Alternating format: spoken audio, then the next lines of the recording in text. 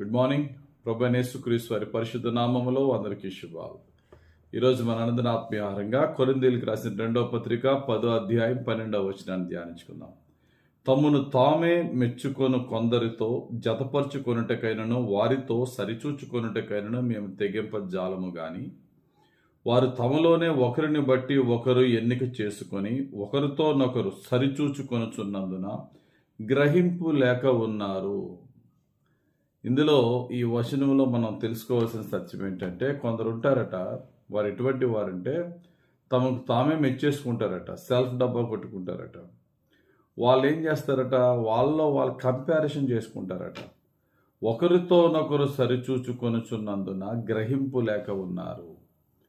మన జీవితంలో సంతోషంగా ఉండాలంటే మొట్టమొదటగా మనం మానేయవలసిన ఒక చెడు అలవాటు లేక చెడు తలంపు ఏంటంటే, మనల్ని వేరే వాళ్ళతో కంపేర్ చేసుకుని మనకన్నా బాగా ఉన్న వాళ్ళని చూసుకునేమో బాధపడిపోయి, మనకన్నా తక్కువగా ఉన్న వాళ్ళని చూసుకుని మనము గర్వించేసి, ఈ కంపారిటివ్ స్టడీ అనేది చాలా దరిద్రం. మన జీవితంలో లేనిపోయిన అసంతృప్తిని మన జీవితానికి తెస్తుంది.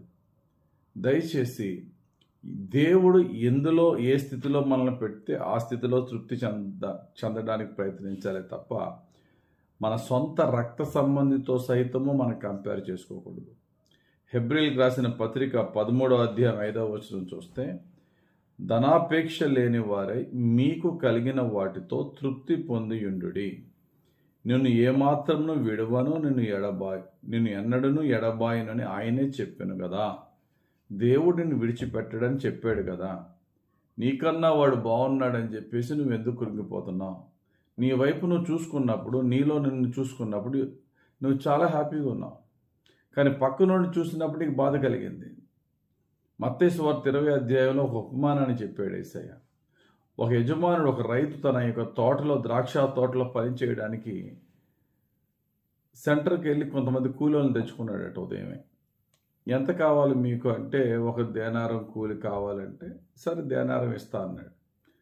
వాళ్ళకి చాలా సంతోషం కలిగింది. దేనారం మంచి కూలి, అబ్బా ఈరోజు మనకు పని దొరికిందిరా, ఉదయం నుంచి సాయంకాలం వరకు పని చేద్దాం, దేనారం కూలి వస్తుందంటే చాలా మంచి కూలి వచ్చినట్టు మనకి అని చెప్పి చాలా హ్యాపీగా పనికి వచ్చారు. చాలా హ్యాపీగా పని చేసుకున్నారు. ఈ యజమానుడు మరలా ఆ యొక్క ఈ కూలివారు ఉంటున్న ఆ యొక్క సెంటర్కి వెళ్ళి చూస్తే కొంతమంది ఉన్నారు. మధ్యాహ్నం వెళ్ళాడు, సాయంకాలం వెళ్ళాడు, కొంతమంది ఉన్నారు. ఇంకా గంటే ఉంది పని. అప్పటికి కూడా కొంతమంది పాపం ఎవరో పిలుచుకోకపోతే, రండిరా బాబు మీరు కూడా వెళ్ళి పని చేయండి, ఎంతో కొంత ఇస్తానంటే వాళ్ళు వచ్చారు. చివరిన గంట పని చేసే వాళ్ళకి పిలిచి, ఇదిగో దేనారం తీసుకో అని ఇచ్చాడు. వాస్తవానికి రోజంతా పని చేస్తే దేనారం. ఈ యజమానుడు కనికరం గల యజమానుడు, వీడెళ్ళి వాడు ఇంట్లో ఉన్న భార్య పిల్లల్ని పోషించుకోవాలి కదని చెప్పి వాళ్ళకి కూడా దేనారం ఇచ్చాడు కూలి. వెనకాతల నుంచి చూస్తున్నారు కొంతమంది ఉదయం వచ్చి పనిచేసిన వాళ్ళు.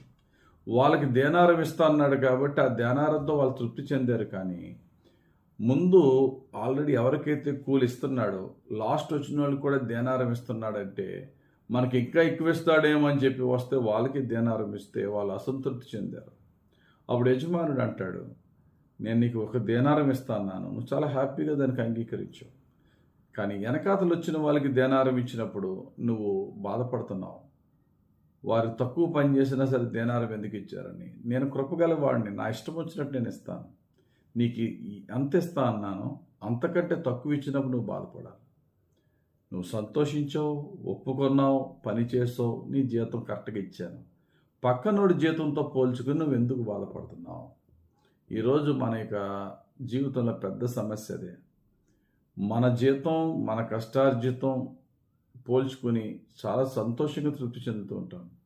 కొంతమంది ఈజీ మనీ సంపాదించవచ్చు, లంచాలు తీసుకోవచ్చు, ఇంకోటి చేయొచ్చు, వాడికా బాగుండొచ్చు, వాడిని చూసి మనం కుమిలిపోతూ ఉంటాం.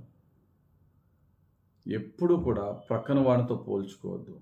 ఈవెన్ గొప్ప గొప్ప దైవ సేవకులు కూడా ప్రక్కన వాళ్ళతో పోల్చుకొని బాధపడుతూ ఉంటారు. అపోస్తుల్లోనే ఉంది ఇది. భక్తుడైనటువంటి పేతురు యొక్క జీవితంలో చివరి కాలం ఎలా ఉంటుందో ప్రభు చెప్పాడు.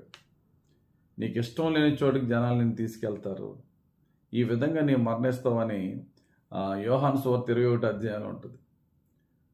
ఆ పేతురు గారి యొక్క చివరి కాలం ఎలా ఉంటుంది అనేది. ఇప్పుడు పేతురు గారి యొక్క ఇమ్మీడియట్ కోరిక ఏంటంటే, ఆయన యాంగ్జైటీ ఏంటంటే, ప్రభువా నాది అలా ఉంది, మరి ఇతని సంగతి ఏంటి అని చెప్పేసి యోహాను గారి యొక్క జీవితం గురించి అడిగితే, ఆ సంగతి నీకెందుకు అంటాడు దేవుడు. యోహాను సువార్త 21వ అధ్యాయం, యోహాను సువార్త 21వ అధ్యాయము 21వ వచనం మనం చూసినట్లయితే, పేతురు అతన్ని చూసి, ప్రభువా ఇతని సంగతి ఏమని యేసుని అడిగాను. యేసు, నేను వచ్చే వరకు అతడు ఉండుట నాకు ఇష్టమైతుంది, నీకేమి, నీవు నన్ను వెంబడించమని. అంటే అర్థం ఏంటండి?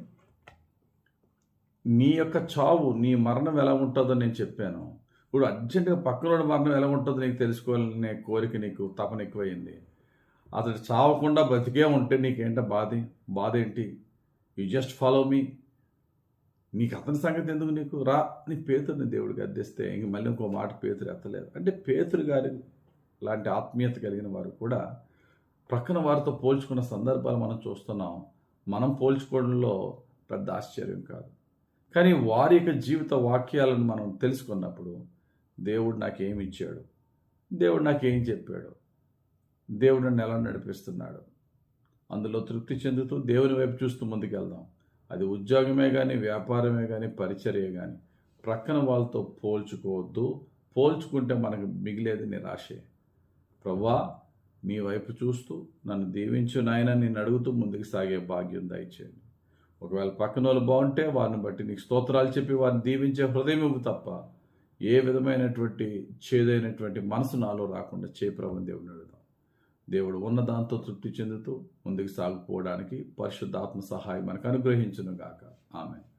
పరిశుద్ధుడా, ప్రేమ కలిగిన తండ్రి, మేము మా జీవితంలో నీవు ఇస్తున్న దానితో, ఇచ్చిన దానితో తృప్తి చెందుతూ ఇంకా కష్టించి నీకు ప్రార్థించుకుని అభివృద్ధి పొందే భాగ్యం దయచేయండి తండ్రి. ఇతరులతో పోల్చుకునే జీవితం మాలోంచి తొలగించి ఉన్న దాంట్లో సంతృప్తి కలిగి ఇతరులకు దీవెనకరంగా మేము ఉండే భాగ్యం దయచేయమని యేసయ్య పుణ్యనామములో ప్రార్థించి వేడుకొంచున్నాం తండ్రి.